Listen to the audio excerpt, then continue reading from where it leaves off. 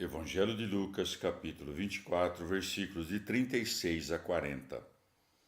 Enquanto falavam disso, apresentou-se Jesus no meio deles e disse-lhes: A paz seja convosco.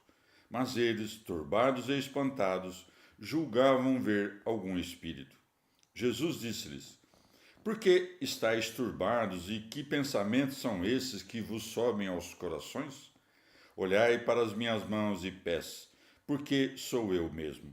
Apalpai e vede, porque um espírito não tem carne nem ossos, como vós vedes que eu tenho. Dito isto, mostrou-lhes as mãos e os pés. Palavra da salvação. Comentário. Lucas 24, de 36 a 40. Santo Agostinho. São João também relata esta aparição do Senhor depois da ressurreição, mas observa que Tomé estava ausente. Segundo Lucas, contudo, quando os 2 discípulos de Emaús entraram em Jerusalém, encontram os 11 apóstolos reunidos. É preciso, portanto, admitir que Tomé saiu antes da aparição do Senhor, enquanto os apóstolos conversavam a respeito da ressurreição. De fato, a narrativa de São Lucas autoriza essa interpretação, a saber, de que Tomé os deixou enquanto conversavam e que somente depois disso nosso Senhor entrou no cenáculo. Ou talvez poder-se-ia dizer que estes 11 não eram aqueles que vieram a ser chamados de apóstolos, mas alguns que faziam parte do grupo numeroso de discípulos de Jesus. Contudo, como acresce São Lucas e os que estavam com eles, é preciso admitir que esses 11 com os quais os demais se achavam reunidos deveriam ser os 11 apóstolos. Mas examinemos a significação dessas palavras misteriosas que Jesus, segundo São Mateus e São Marcos, dirige aos discípulos depois da ressurreição. Ide, avisai meus irmãos para que vão a Galileia, lá me verão. Mateus 28:10, Marcos 16:7. Isso se cumpriu somente depois de muitos outros acontecimentos narrados nos evangelhos. E contudo, nosso Senhor parece dar a entender que este seria o único, ou pelo menos o primeiro evento que deveria suceder. Ou então, as palavras que o anjo, isto é, o Senhor, dirige aos discípulos, devem ser entendidas em sentido profético.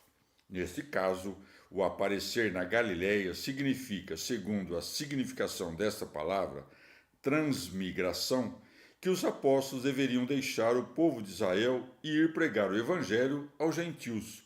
Esses, contudo, não haveriam de crer na prédica, se o mesmo Senhor não lhes tivesse preparado de antemão os corações. Eis o sentido dessas palavras: irá diante de vós na Galileia.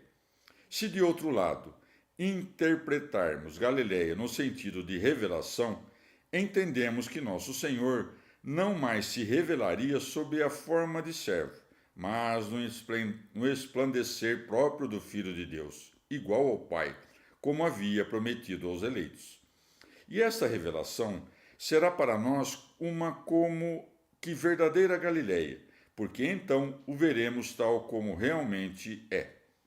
Também não será uma bem-aventurada transmigração deste mundo para a vida eterna, que ele não abandonou quando desceu até nós, e para onde agora vai, sem com isso nos abandonar.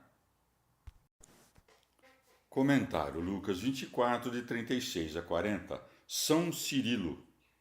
Espalhada por todos os cantos a notícia da ressurreição, e porque estivessem os discípulos cheios de uma santa impaciência para rever o Divino Mestre, satisfaz-lhes o desejo, revelando-se enquanto buscavam e esperavam. E o faz claramente, sem dar margens a dúvidas. Enquanto falavam nisto, apresentou-se Jesus no meio deles. Vexemo-nos de renunciar tão prontamente deste dom da paz que Jesus Cristo nos deixou quando partia da terra. A paz, doce na realidade e no nome, tem Deus por autor, segundo essas palavras do apóstolo aos Filipenses. a paz de Deus. Filipenses 4:7.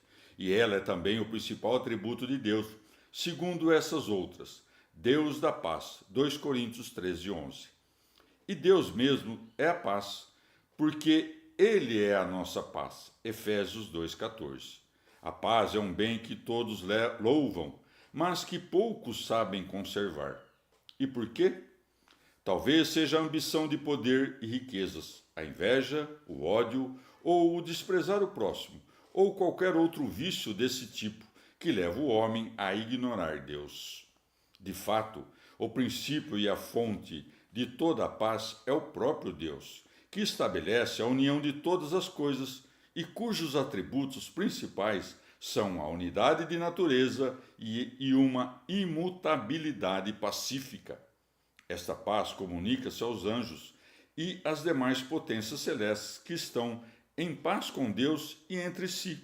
Ainda extravasa-se sobre toda a criação, que tem por glória a tranquilidade.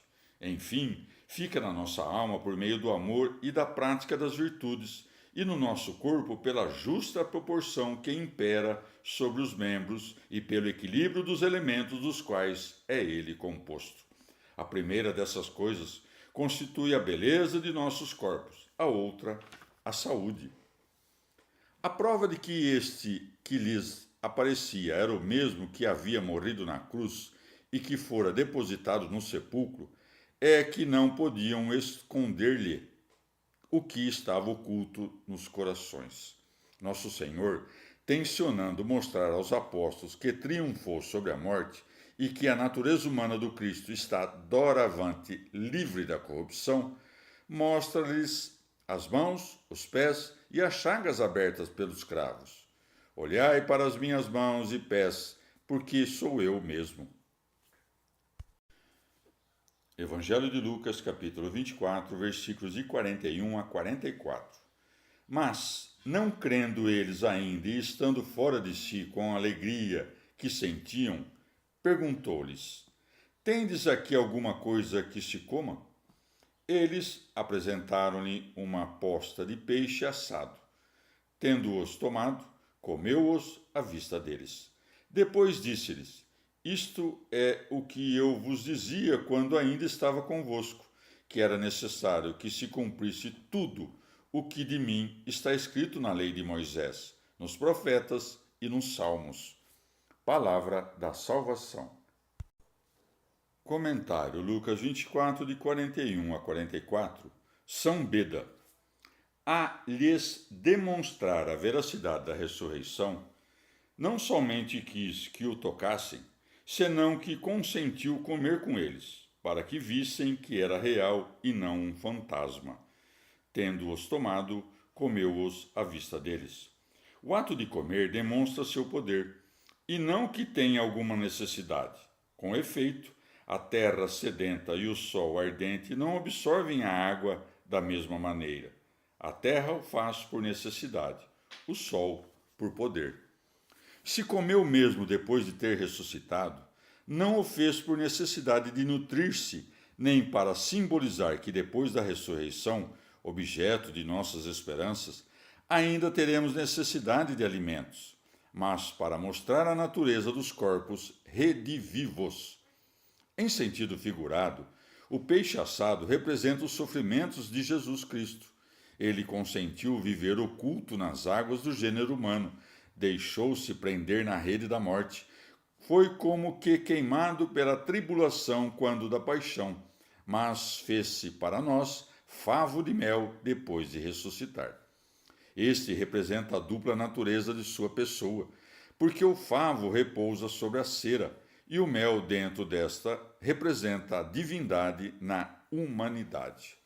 Depois de ter comido e de ter se deixado ver e tocar, assegurando-lhes que não deliravam, recorre nosso Senhor às Escrituras. Depois disse-lhes: Isto é o que eu vos dizia, quando ainda estava convosco. Isto é, enquanto eu ainda estava revestido dessa carne mortal que ora vos reveste. É a mesma carne que ressuscitou, mas algo diferente daquela dos apóstolos, ainda sujeita à morte. Acresce o Salvador, que era necessário que se cumprisse tudo o que de mim estava escrito na lei de Moisés, nos profetas e nos salmos. Evangelho de Lucas, capítulo 24, versículos de 45 a 49.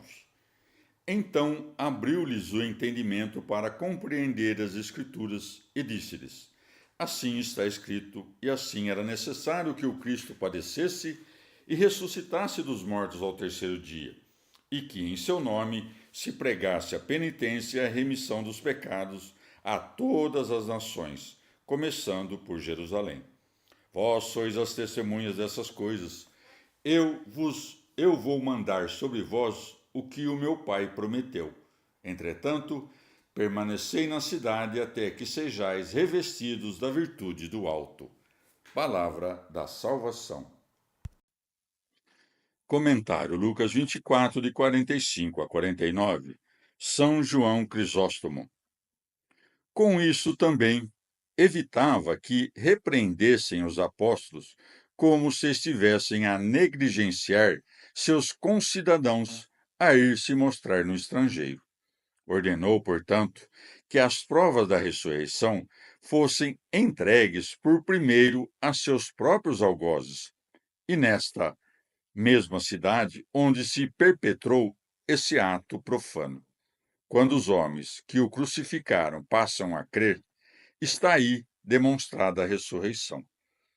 Assim como procede um general que não deixa que seus soldados marchem contra numerosos inimigos, a não ser que estejam muito bem armados, assim nosso Senhor não permite aos discípulos que entrem a combater antes da descida do Espírito Santo. Entretanto, permanecei na cidade até que sejais revestidos da virtude do alto. Mas por que não desceu o Espírito Santo sobre os apóstolos, enquanto o Salvador ainda estava na terra, ou logo que a deixou? Para que desejassem ardentemente essa graça, porquanto a necessidade nos leva a recorrer a Deus. Era preciso que, antes, nossa natureza humana entrasse no céu e que fosse consumada a aliança com Deus. Então o Espírito Santo desceria a espalhar em nossa alma uma pura alegria imaculada. É para notar também a obrigação expressa que lhes impõe, qual seja a de permanecer em Jerusalém, onde receberiam o Espírito Santo prometido. Ademais, com isto, também os obrigava, por meio dessa expectativa, a ficarem no local onde estavam, evitando assim que fugissem novamente depois da sua ressurreição, até que sejais revestidos da virtude do alto. E não lhes precisa o momento exato para pô-los em constante vigilância. Que há de se admirar, portanto, no fato de que não podemos conhecer o último dia, se nem a seus apóstolos quis dar a conhecer um dia que estava tão próximo?